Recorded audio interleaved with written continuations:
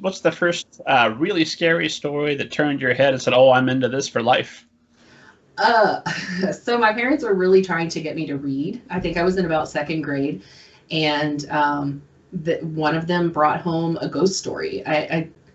I looked it up a few times, but just vague recollection. The title is something like Jeremy and the Second Grade Ghost or something like that. But that was it. So about second grade, I was totally hooked on horror because of that book. And that experience kind of is one of the things that makes me certain that there is a book out there for everyone. Not everybody might consider themselves a reader, but I think it's just a matter of them finding the right book. So that was the book for me, and from there I went straight into R.L. Stine, Christopher Pike, all of the point horror, anything I could find in the YA horror section at that, or the YA section at that point. I like to kind of say that when I was that age, you were either R.L. Stine and Christopher Pike fan, or you were a Lurleen McDaniel fan, because there really just wasn't that much to choose from. So it didn't take me long to jump into adult horror, and then I did eventually start branching out beyond horror. But that was my inroad to reading. I guess there was James Howell, Beneath the Blood, and Howell. Yep. And I read those too. So yeah. So what, and this is an impossible question, I'm going to ask it anyway. What is not your most favorite, because I'm assuming your most favorite of all subjects are things written by your clients, but what is a very favorite horror book and horror movie? Oh God. That's one of those things that kind of changes according to my mood. And I've thought about this a lot, because that favorite book, favorite movie, that question comes up all the time. And I think a couple of my hardcore, like, this will always be a favorite, I will always stop the TV when I come to this movie, no matter how many times I've seen it, are things like The Burbs, Gremlins, and then The Goonies, which is not horror, but still like my all-time favorite movie. In terms of books, I love The Shining. And I would say Jurassic Park is probably the one book that I have reread the most times, strangely enough. So. Well, not strange. I've read that one 3 or 4 times. Yeah, it's annoyed by the ending. I'm always like, it's wonderful, it's wonderful, it's wonderful. What are you doing going back to destroy the raptor nest? You're free. Get out of there. Well, I read that when I want to say that I was about 11 when the movie came out, and we had gone to New Orleans with my grandmother, and we went to the zoo, and the zoo actually had a dinosaur exhibit with, of course, in the gift shop, a huge display of copies of Jurassic Park.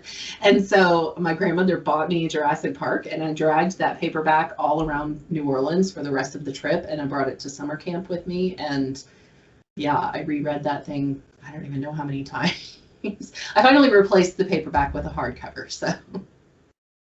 And were you all similarly enamored of The Lost World, or is it mostly just Jurassic Park? I love Jurassic Park. I was not a big fan of The Lost World. I like a lot of Michael Crichton's work. And it's really funny, too, because I've been thinking a little bit more about his work lately, because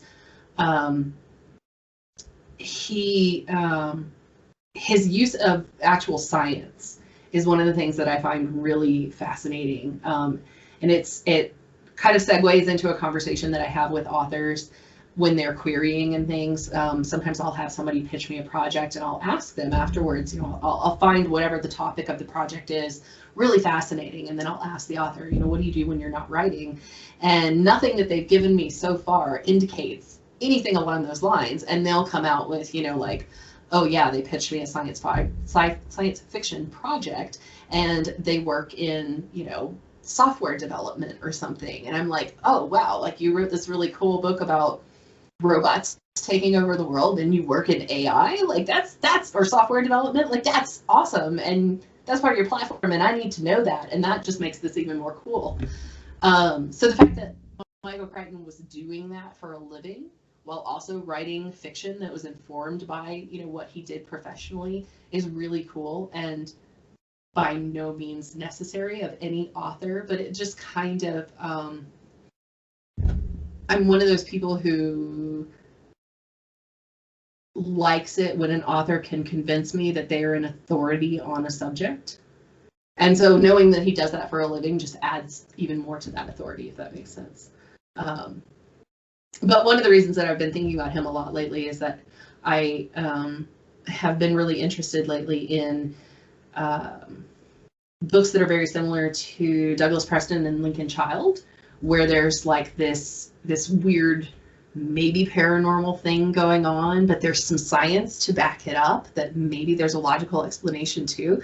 And I really like that blending of genres, the sort of blending of real world science and, you know, speculative fiction. And I'm kind of on the lookout for that kind of thing as a reader and as an agent right now. So that's why long-winded story about why Michael Crichton has been particularly on my brain lately.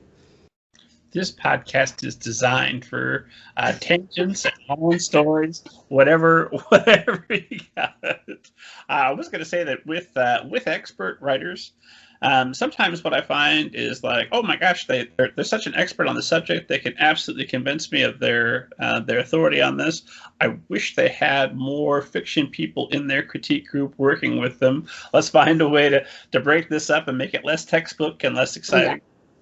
Yeah, that's a nice balance, and that's, you know, that's always, as an agent, whenever people are querying me, I'll come across a query where I have certain like buzzwords, which is kind of where I thought you were going with the last question, like topics that always catch my attention as an agent, like haunted house stories. I love haunted house stories.